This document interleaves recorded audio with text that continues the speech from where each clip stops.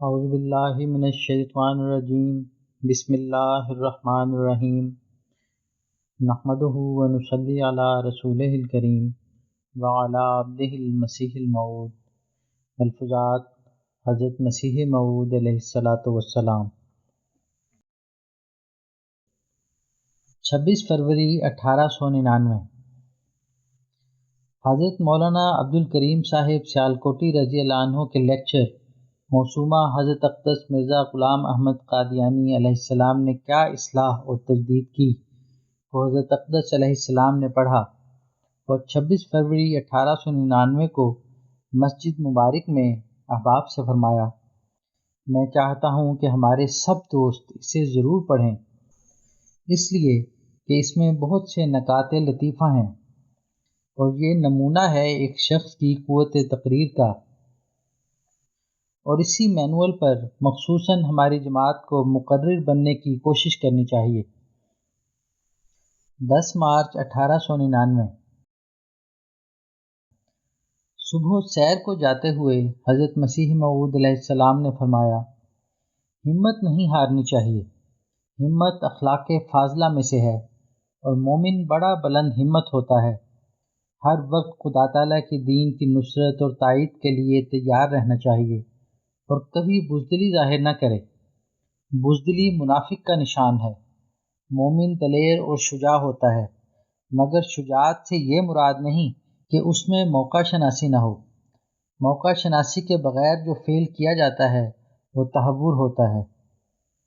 مومن میں شتاب کاری نہیں ہوتی، بلکہ وہ بڑی ہوشیاری اور تحمل کے ساتھ نصرت دین کے لیے تیار رہتا ہے اور بزدل نہیں ہوتا۔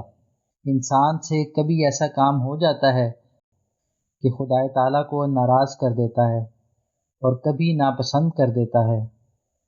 مثلا کسی سائل کو اگر دھتکار دیا تو وہ سختی کا موجب ہو جاتا ہے اور خدا تعالیٰ کو ناراض کرنے والا فعل ہوتا ہے، اور اسے توفیق نہیں ملے گی کہ وہ اسے کچھ دے سکے۔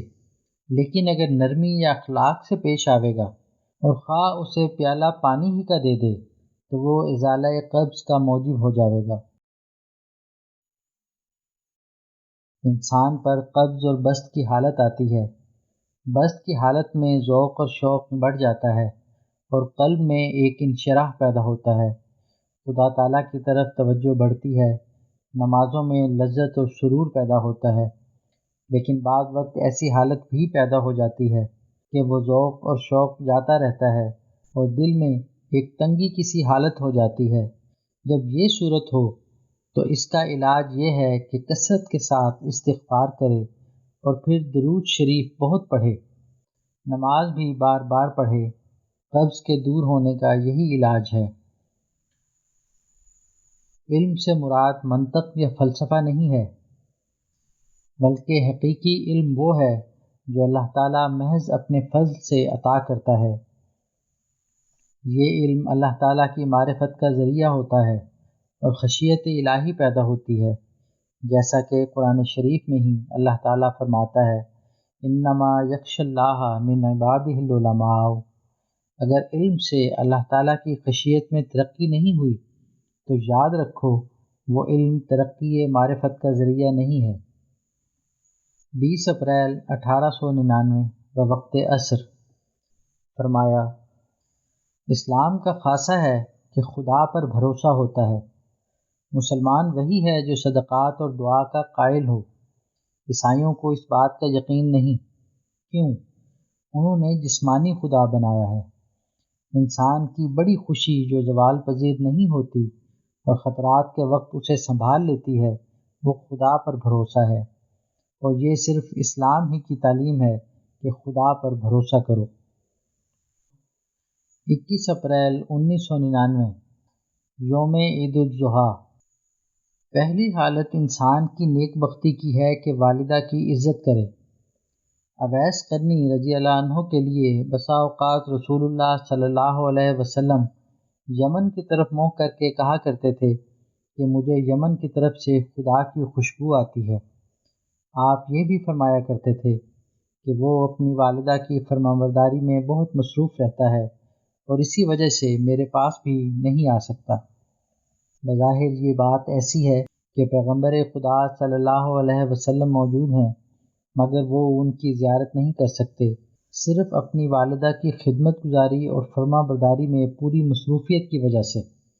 مگر میں دیکھتا ہوں کہ رسول اللہ صلی اللہ علیہ وسلم نے دو ہی آدمیوں کو السلام علیکم کی خصوصیت سے وصیت فرمائی، یا اویس کو یا مسیح کو۔ یہ ایک عجیب بات ہے جو دوسرے لوگوں کو ایک خصوصیت کے ساتھ نہیں ملی۔ چنانچہ لکھا ہے کہ جب حضرت عمر رضی اللہ عنہ ان سے ملنے کو گئے تو اویس نے فرمایا کہ والدہ کی خدمت میں مصروف رہتا ہوں اور میرے اونٹوں کو فرشتے چرایا کرتے ہیں۔ ایک تو یہ لوگ ہیں جنہوں نے والدہ کی خدمت میں اس قدر سعی کی اور پھر یہ قبولیت اور عزت پائی، ایک وہ ہیں جو پیسے پیسے کے لیے مقدمات کرتے ہیں اور والدہ کا نام ایسی بری طرح لیتے ہیں کہ رذیل قومیں چوڑے چمار بھی کم لیتے ہوں گے۔ ہماری تعلیم کیا ہے؟ صرف اللہ اور رسول اللہ صلی اللہ علیہ وسلم کی پاک ہدایت کا بتلا دینا ہے۔ اگر کوئی میرے ساتھ تعلق ظاہر کر کے اس کو ماننا نہیں چاہتا تو وہ ہماری جماعت میں کیوں داخل ہوتا ہے؟ ایسے نمونوں سے دوسروں کو ٹھوکر لگتی ہے اور وہ اعتراض کرتے ہیں کہ ایسے لوگ ہیں جو ماں باپ تک کی بھی عزت نہیں کرتے۔ میں تم سے سچ سچ کہتا ہوں کہ مادر پدر آزاد کبھی خیر و برکت کا منہ نہ دیکھیں گے۔ بس نیک نیتی کے ساتھ اور پوری اطاعت اور فرما برداری کے رنگ میں خدا رسول کے فرمودے پر عمل کرنے کو تیار ہو جاؤ۔ بہتری اسی میں ہے، ورنہ اختیار ہے۔ ہمارا کام صرف نصیحت کرنا ہے۔ میں یہ بھی اپنی جماعت کو نصیحت کرنی چاہتا ہوں کہ وہ عربی زبان سیکھیں، کیونکہ عربی کی تعلیم کے بدون قرآن کریم کا مزہ نہیں آتا۔ بس ترجمہ پڑھنے کے لیے جو ضروری ہے، مناسب ہے کہ تھوڑا تھوڑا عربی زبان کو سیکھنے کی کوشش کریں۔ آج کل تو آسان طریق عربی پڑھنے کے نکل آئے ہیں۔ قرآن شریف کا پڑھنا جبکہ ہر مسلمان کا فرض ہے، پھر اس کے کیا معنی ہیں کہ عربی زبان سیکھنے کی کوشش نہ کی جاوے اور ساری عمر انگریزی اور دوسری زبانوں کے حاصل کرنے میں کھو دی جاوے؟ مگر یہ بات بھی یاد رکھو کہ چونکہ استحکام گورنمنٹ نے ایک قومی گورنمنٹ کی صورت اختیار کر لی ہے، اس لیے قومی گورنمنٹ کی زبان بھی ایک قومیت کا رنگ رکھتی ہے۔ بس ضروری ہوا کہ اپنے مطالب و اغراض کو حکام کے پورے طور پر ذہن نشین کرنے کے لیے انگریزی پڑھو، تاکہ تم گورنمنٹ کو فائدہ اور مدد پہنچا سکو۔ پھر زبانوں کے تذکرے پر فرمایا، فونوگراف کیا ہے؟ گویا مطبع ناطق ہے۔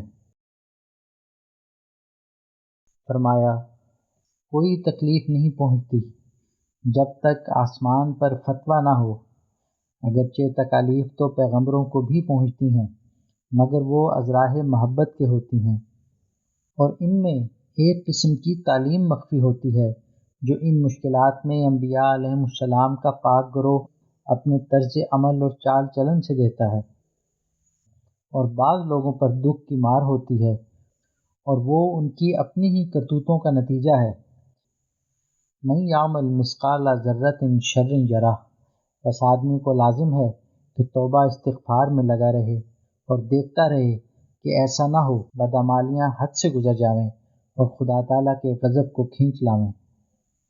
جب خدا تعالیٰ کسی پر فضل کے ساتھ نگاہ کرتا ہے تو عام طور پر دلوں میں اس کی محبت کا القاء کر دیتا ہے، لیکن جس وقت انسان کا شر حد سے گزر جاتا ہے، اس وقت آسمان پر اس کی مخالفت کا ارادہ ہوتے ہی اللہ تعالیٰ کے منشاء کے موافق لوگوں کے دل سخت ہو جاتے ہیں، مگر جو ہی وہ توبہ استغفار کے ساتھ خدا کے آستانے پر گر کر پناہ لیتا ہے تو اندر ہی اندر ایک رحم پیدا ہوتا جاتا ہے، اور کسی کو پتہ بھی نہیں لگتا کہ اس کی محبت کا بیج لوگوں کے دلوں میں بو دیا جاتا ہے۔ غرض توبہ اور استغفار ایسا مجرب نسخہ ہے کہ خطا نہیں جاتا۔ 21 اپریل 1899 قبل مغرب۔ یہ کتاب جو لکھی گئی ہے، یعنی مسیح ہندوستان میں، جب شائع ہوگی تو ان لوگوں کو بھی پتہ لگ جاوے گا جو بار بار اعتراض کرتے ہیں کہ آ کر کیا بنایا۔ میں حیران ہو جاتا ہوں جب اس قسم کے اعتراض سنتا ہوں۔ کیا پھونک مار کر کچھ بنا دیا جاتا ہے؟ بھلا یہ تو بتلائیں کہ نوح علیہ السلام نے 950 برس دعوت کی ان کے اعتقاد کے موافق، کیا بنایا؟ مگر یہ لوگ دیکھیں گے اور خدا تعالیٰ نمایاں طور پر دکھا دے گا کہ کیا بنایا ہے۔ کاش یہ لوگ موجودہ حالت وقت پر غور کرتے۔ صدی میں سے 16 سال گزر گئے، ظلمت انتہا تک پہنچ گئی اور کوئی نہ آیا جو اصلاح کرتا۔ یہ لوگ ذرا بھی انصاف نہیں کرتے، مجھ پر اعتراض کرتے کرتے خدا پر اعتراض جا کرتے ہیں، کیونکہ میں نے تو آ کر کچھ بنایا نہیں اور خدا نے بنانے والا بھیجا نہیں، بلکہ باوجود اس کے کہ اور ضرورتیں اگر چھوڑ بھی دی جاویں تو ان ناعاقبت اندیش معترضوں کے موافق ایک گمراہ کرنے والا بھی آ گیا، اور پھر بھی وہ اصل مہدی نہ آیا اور نہ خدا نے اسے بھیجا۔ 14ویں صدی کو مبارک سمجھتے تھے، پر کیا خاک مبارک نکلی جب کہ ایک دجال آ گیا۔ صدیق حسن اور عبدالحی جو دعویٰ کرنے والے تھے وہ صدی کے سر پر ہی فوت ہو گئے، ورنہ شاید وہی ان لوگوں کا سہارا ہوتے، لیکن خدا نے اپنے فضل سے دکھا دیا کہ یہ کام ان کا نہ تھا بلکہ کسی اور کا۔ مجدد جو آیا کرتا ہے وہ ضرورت وقت کے لحاظ سے آیا کرتا ہے، نہ استنجی اور وضو کے مسائل بتلانے۔ خدا جو مدبر اور حکیم خدا ہے، کیا وہ نہیں دیکھتا کہ دنیا پر طبیعت اور فلسفے کی زہریلی ہوا چلی ہے جس نے ہزارہا انسانوں کو ہلاک کر دیا ہے؟ صلیب پرست عیسائیوں نے کس کس رنگ میں لکھوں کھا روحوں کو خدا سے دور پھینک دیا ہے۔ تو پھر کیا ایسے وقت ایسے مجدد کی ضرورت نہ تھی جو کسر صلیب کرے اور دلائل و بینات سے دکھا دے کہ صلیبی مذہب میں حقانیت کا نور نہیں، اور ایک لکڑی پر ایمان لا کر انسان نجات کا وارث نہیں ٹھہر سکتا۔ آئے دن 50-50 ہزار اور 1-1 لاکھ اشتہار چھاپ چھاپ کر یہ لوگ تقسیم کرتے ہیں، اور ٹڈی دل کی طرح عورتیں، بچے، جوان، بوڑھے لگے ہوئے ہیں کہ کسی طرح پر اسلام پر حملہ کریں۔ اس وقت اسلام پر وہ حملہ ہوا ہے جس کی انتہا نہیں۔ ادھر خدا کا یہ وعدہ کہ انا لہو لحافظون، اور ادھر ان ناعاقبت اندیش معترضین کی یہ دانائی کہ اسلام میں حفاظت دین کے لیے معرفت کا نور لے کر کوئی نہیں آیا بلکہ دجال آیا۔ افسوس، صد افسوس، آہ صد آہ۔ یہی تو وقت تھا کہ خدا اپنی نصرت اور تائید کا روشن ہاتھ دکھاتا، مگر میں کہتا ہوں کہ اس نے دکھایا، اور وہ اپنی چمکار دکھائے گا اور مخالفوں کو شرمندہ کر کے بتلا دے گا کہ آنے والے نے آ کر کیا بنایا۔